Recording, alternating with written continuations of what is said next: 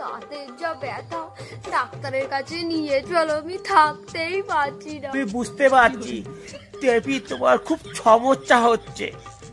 আমি যে খেতে পাচ্ছি না তাতে দুঃখ নেই, কিন্তু আমি যে কথাই বলতে পারছি না তাতে আমার পেটের ভাত তো হজমই হচ্ছে না। তুমি চিন্তা করো না, আমি তোমাকে ঘেটু ডাক্তার কাছে নিয়ে যাচ্ছি। এই কথা বলা বন্ধতে আমি একটু নিশ্চিন্তে ঘুমাতে পারছি।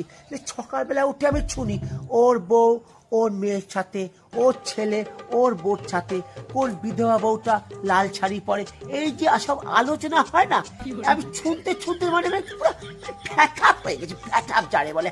আমার আর এই পাড়ায় থাকতে ইচ্ছা করে, বিশ্বাস করো।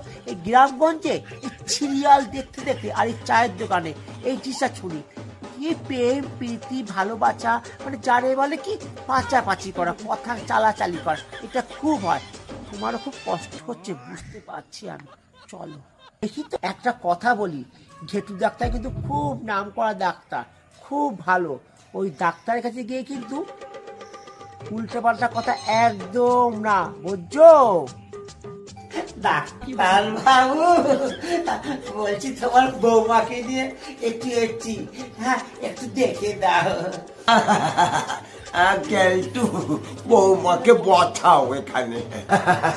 বলছি টেপি, তোমার কি দাঁতে খুব যন্ত্রণা হচ্ছে? বলছি তুমি কি কিছু খেতে পাচ্ছ না একেবারে?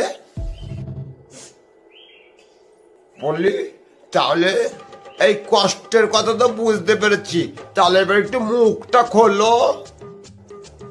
খুললে কিন্তু অনেক দূর জল গড়াবে।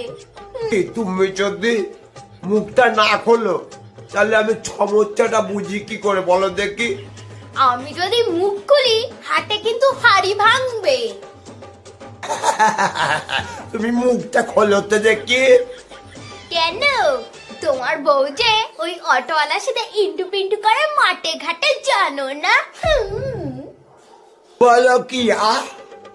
এবার নিজের মুখটা বন্ধ করো।